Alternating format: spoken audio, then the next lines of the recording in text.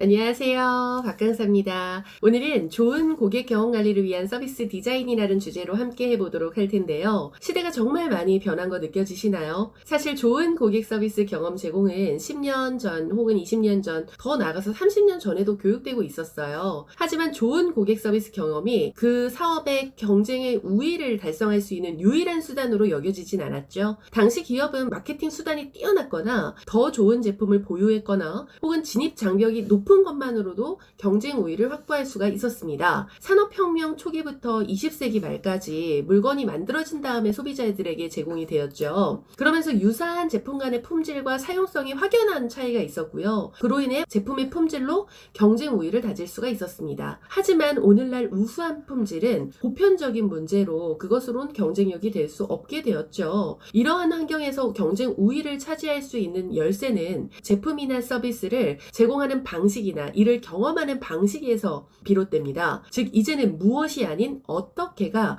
고객에게 전달되는 중요 가치가 된 것이죠. 서비스 교육을 할 때 단순히 구매의 순간만을 가지고 응대 잘하기 정도로 강조를 한다면 고객 경험에서 아주 가장 사소한 부분들을 터치한 것과도 같아요. 새 휴대전화를 산다라는 것은 단순히 전화기를 소유한 것이 아니라 디지털 서비스 전반을 제공받는다라는 의미거든요. 자동차를 구매한다라는 것은 단순히 운전을 할 수 있는 기계를 산 것이 아니라 사회교통 정보부터 삶의 편의를 구매한 것과도 같습니다. 고객이 구매해볼까? 라고 생각을 하기 시작한 것부터 제품의 수명 주기가 끝날 때까지의 전 과정을 뜻합니다. 서비스 전체 프로세스에 대한 내용을 점검을 하고 고객과 상호작용하는 모든 터치 포인트들을 개선한다면 고객 만족도가 향상될 것입니다. 제품이든 서비스든 원하는 만큼 효과적으로 작동하지 않거나 진행되지 않는다면 우리는 의문을 가져야 합니다. 이때 우리가 어떻게가 아닌 왜를 물어야 되는 건데요. 불필요한 규칙, 비효율적인 업무 수행 방식이나 무의미하게 복잡한 인터페이스, 요식적인 체계가 우리의 제품이나 서비스에 참 많이 존재합니다. 실무자의 응대가 아닌 콜센터가 멀리 떨어진 곳에 있는 경우 고객의 만족도에 부정적인 영향을 미치는 경우가 있어요. 고객 서비스의 제3자의 위탁은 비용을 절감하기 위한 시도였죠. 하지만 더 저렴한 서비스가 더 나은 서비스를 만들지는 않습니다.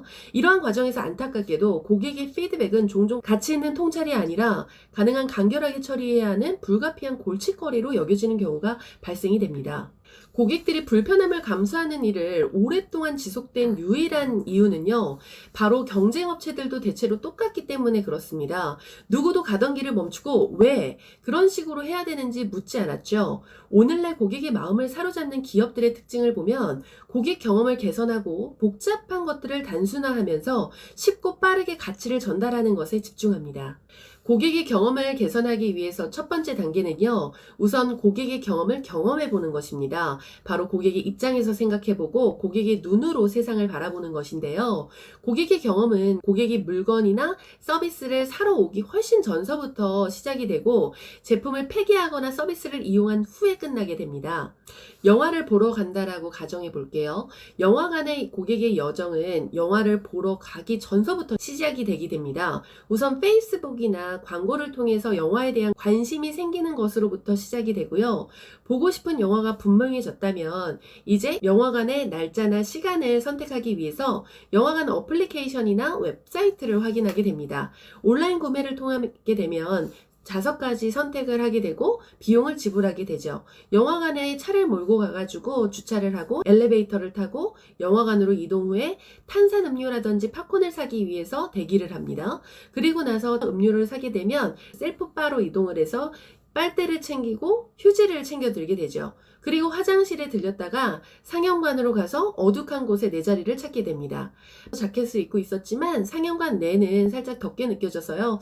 상의를 벗었지만 상의를 둘 곳은 없죠. 그래서 옷도 끌어안고 팝콘도 끌어안고 음료도 들고 마시게 됩니다. 음료는 다행스럽게도 좌석 옆에 둘 곳이 있지만 팝콘은 둘 곳이 없어요. 그래서 옷도 팝콘도 같이 끌어안은 채 영화를 보게 되죠. 엔딩 크레딧이 올라가게 되면 이제 아까 마신 엄청난 음료 덕분에 화장실에 또 가게 됩니다. 그래서 아까와는 다르게 화장실에 사람이 너무 많고요. 좀 더럽습니다. 집에 가려고 하니까 아까 주차한 차가 생각이 나면서 주차 확인을 받아야 하는지 영화 티켓이 있어야 하는지 확인을 하기 위해서 또 매표소로 가게 되죠. 그리고 대기를 하고 안내를 받은 후에 주차장에 가서 차를 몰고 집에 돌아옵니다.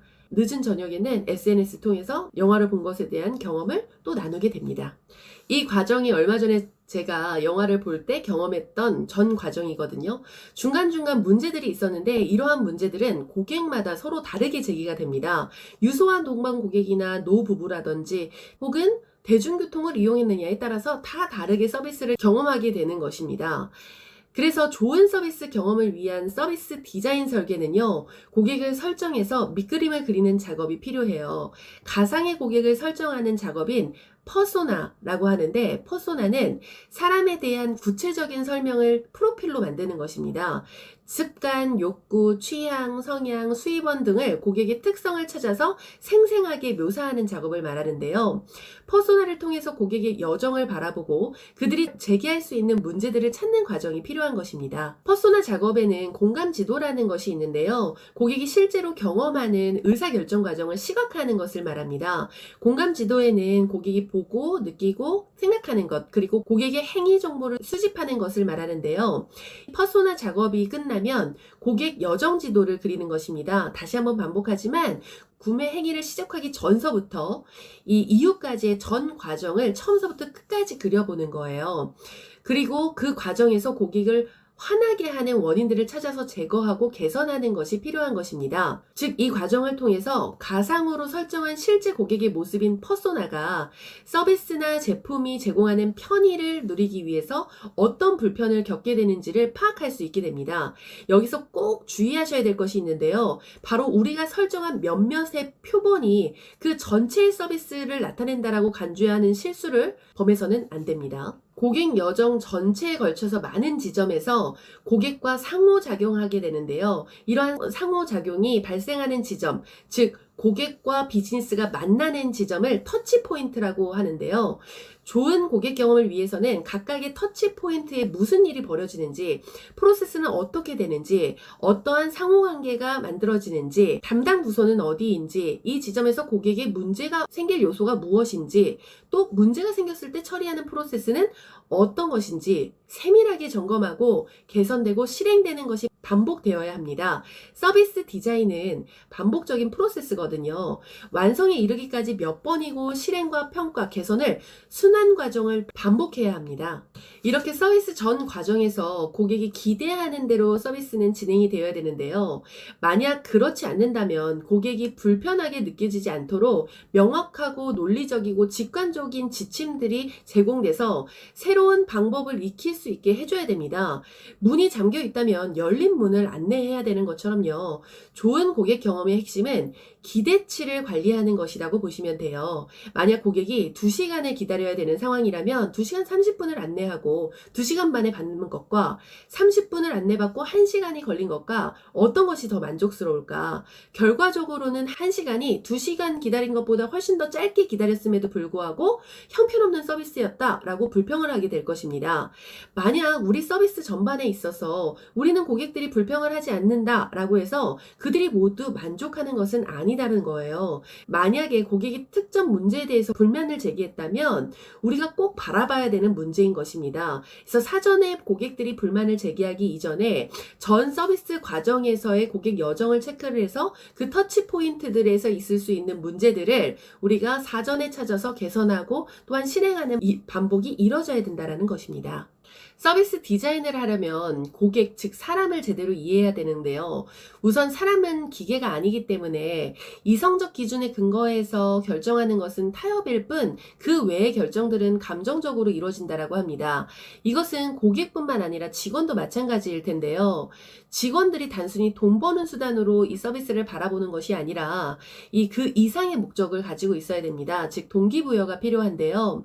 기업에서는 직원들이 직접적으로 참여할 수 있고 그들이 문제를 발견하고 그것을 개선할 수 있도록 적극적인 지원과 권한을 설정해 줘야 됩니다. 서비스 디자인의 핵심은 고객의 관점으로 세상을 바라보는 것이죠. 즉 고객의 행동을 바꾸는 것이 아니라 기업의 행동을 바꾸는 것입니다.